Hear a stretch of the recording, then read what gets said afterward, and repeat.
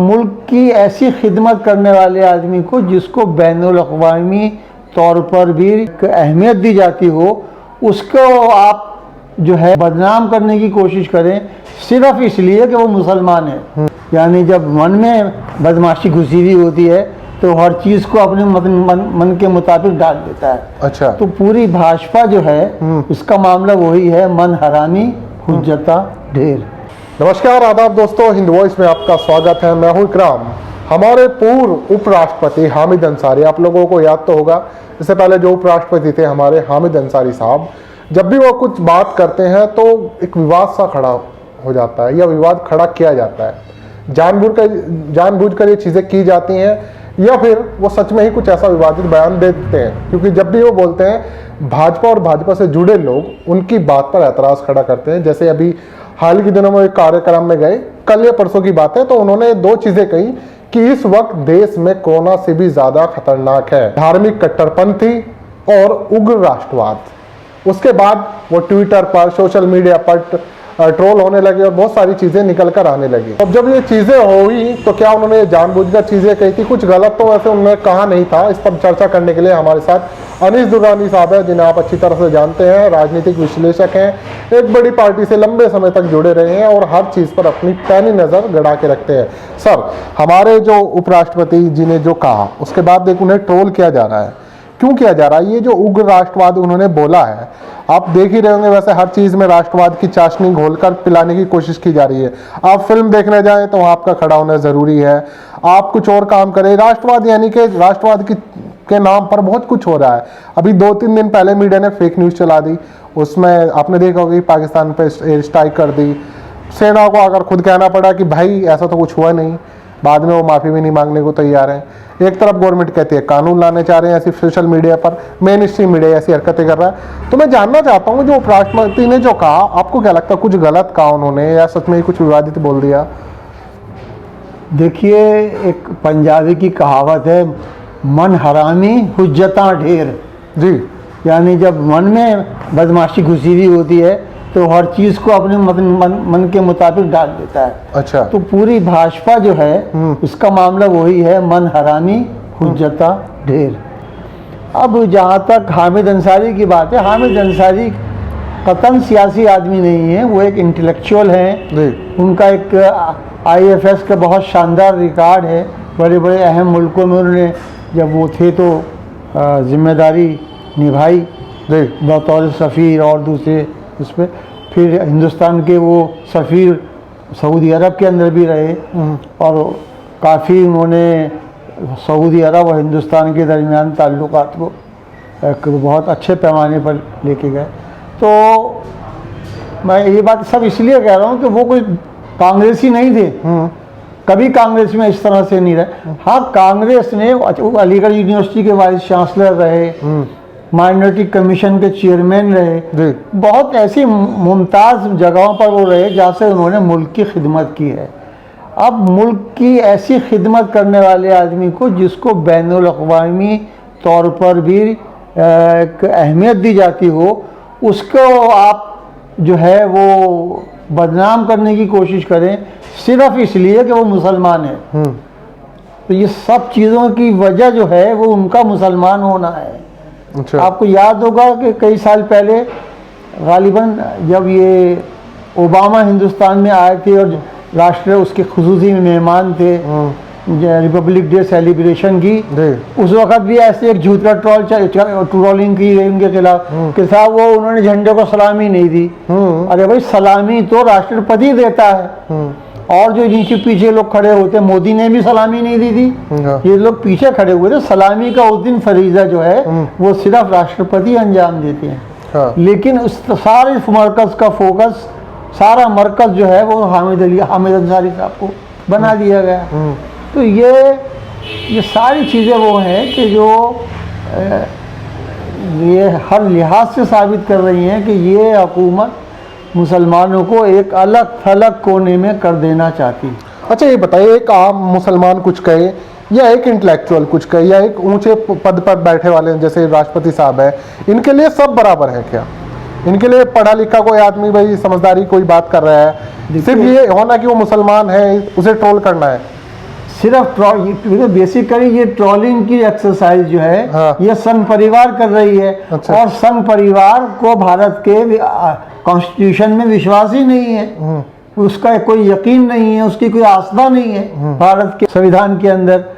तो ये इस किस्म की हरकतें ये तो करते ही रहेंगे।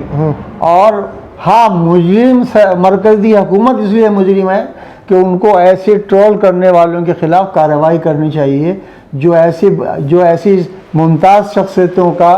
और लेकिन इस सरकार से उसकी क्या उम्मीद की जा सकती है?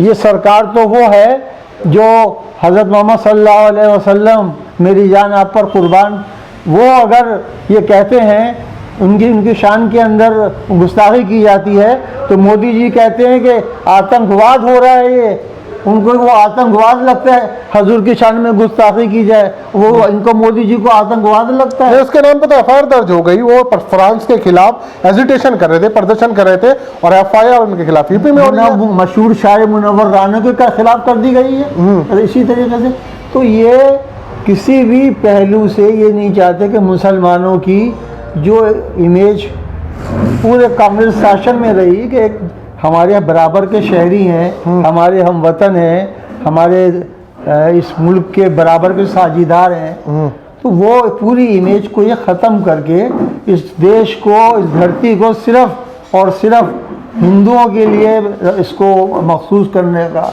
उनका जो मंसूबा है संघ परिवार। अच्छा, इनकी नज़र कर रहे में हैं। किसी की बात के कोई मायने होते नहीं है। जैसे उपराष्ट्रपति रहे हैं, थोड़ा कोई इनकी पार्टी से कोई जवाब देता कि चलो भाई उपराष्ट्रपति ने कोई चीज़ कही है, सिवाय उन्हें ट्रोल करने के इनके पूरे प्रवक्ता हो, इनके आईटी सेल हो, सब लग जाते हैं। जवाब क्यों नहीं देते? नहीं, जवाब कुछ बयान आए भी हैं, लेकिन अच्छा। ये कि सवाल ये है कि हम हर इशू पर आप इसी तरीके से कर लिया जाए तो कहाँ तक। अब उसका दूसरा रिएक्शन वो पैदा करते हैं, अगर वो उसको ट्रोल करने वालों के खिलाफ बोलते हैं या उनको डिफेंड करते हैं तो वो एकदम इसको कर देते हैं कि ये मुसलमानों की चापलूसी होती है, ये मुसलमानों की चमचागिरी कर रहे हैं। कोई भी पार्टी हो, लेफ्ट हो, कांग्रेस हो, समाजवादी हो, बहुजन समाज पार्टी हो, तो ये असल में उन्होंने वो बना रखा है। अब कांग्रेस को ये सोचना चाहिए कि उसको असूलों के ऊपर लड़ाई के लिए खड़े होना चाहिए। लेकिन कांग्रेस इस चीज में कहाँ नजर आती है? तीतर और बटेर वाली बात नहीं चलेगी। उसको सोचना चाहिए कि क्यों दिन ब दिन उसकी मकबूलियत कम होती चली जा रही है। नहीं, तो कांग्रेस बचाव क्यों नहीं करते? उसके प्रवक्ता बचाव क्यों नहीं करते? क्यों नहीं बोलते कांग्रेस आके इस बारे में?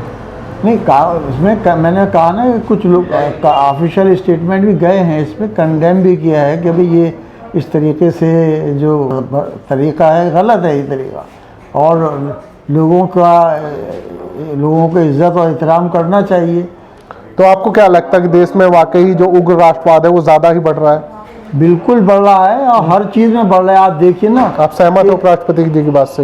बिल्कुल सहमत है। उन्होंने कोई बात इसमें ऐसी नहीं कही जो हक़ाइक़ के खिलाफ हो। एक बात उन्होंने ऐसी नहीं कही है। क्या इस देश में उग्र राष्ट्रवाद जो है, या जिसको एक नाम नेहाद नेशनलिज्म जो परवान चलाया जा रहा है, मसलन अभी चंद दिन पहले ये खबर कही कि साहब वो पाकिस्तान पे हमला कर दिया है, बाद में फ़ौज को खुद फ़ौज के प्रवक्ता को आकर उसकी वजाहत करनी पड़ी कि ऐसा कुछ नहीं हुआ है। इन तमाम चीज़ों का मतलब ये है कि एक राष्ट्रवाद के सहारे भी राजनीति करी जा रही है। इससे पहले कभी नहीं देखा होगा आपने कि फ़ौज के आला अफसर, फ़ौज के जनरल या फ़ौज के सिटिंग जनरल या कोई चीफ ऑफ स्टाफ, ये पहली मर्तबा बने चीफ ऑफ स्टाफ, कभी सियासत में उलझे हों। लेकिन अब जिस वक्त कोई जवाब बन नहीं पाता तो ये मोदी हुकूमत उनको भी आगे कर देती है और उनसे जवाब दिलवाती है ताकि लोगों को विश्वास बैठे। क्योंकि फ़ौज का आज भी इस देश की जनता बड़ा इज़्ज़त करती है, बड़ी एहतराम के साथ उसको ख्याल करती है कि ये सेकुलर इदारा है। लेकिन ये इस फ़ौज को भी एक तरह से इंतहा पसंदी की तरफ और कम्युनलिज्म की तरफ ले जाने की कोशिश कर रहे हैं, कि बहुत ही शर्मनाक हरकत है। हमको सबक लेना चाहिए। जहाँ जहाँ हुकूमत चलाने के लिए राष्ट्रवाद के नाम पर फ़ौज को आगे किया गया, वहाँ पर तबाही हुई है। हमारे नज़दीक पाकिस्तान की मिसाल सामने है, हमारे नज़दीक बर्मा की मिसाल सामने है, हमारे नज़दीक बांग्लादेश की मिसाल सामने है। तमाम चीज़ें हैं। तो हमारे जो गवर्नमेंट माजी में रही हैं 70 साल में, उन्होंने कभी ये कोशिश नहीं करी कि फ़ौज को किसी एक ख़ास रंग में रंगा जाए या फ़ौज के अंदर किसी किस्म का ऐसा माहौल पैदा किया जाए जो इन द लॉन्ग रन या लंबे अरसे में जाकर नुकसानदेह हो। बहुत बहुत शुक्रिया अनीस साहब, आपने कई सारी चीज़ें क्लियर की कि जिस तरह से उग्र राष्ट्रवाद दिन पर दिन बढ़ता जा रहा है और ख़ासकर सेना में को ध्यान में रखते हुए कुछ ऐसी चीज़ें कह दी जाती हैं, जैसे मीडिया पर पिछले दिनों आपने देखा वो देशभक्ति की चाशनी में, उसे या कह लीजिए एक तरह से फर्जी देशभक्ति के चाशनी में कुछ भी बोल दे रहे हैं, कुछ भी कह दे रहे हैं। लेकिन अगर कोई सही बात कहता है, सही आईना दिखाने की कोशिश कर जाता है तो उसके पीछे लग जाते हैं और उसे ट्रोल करना शुरू कर देते हैं।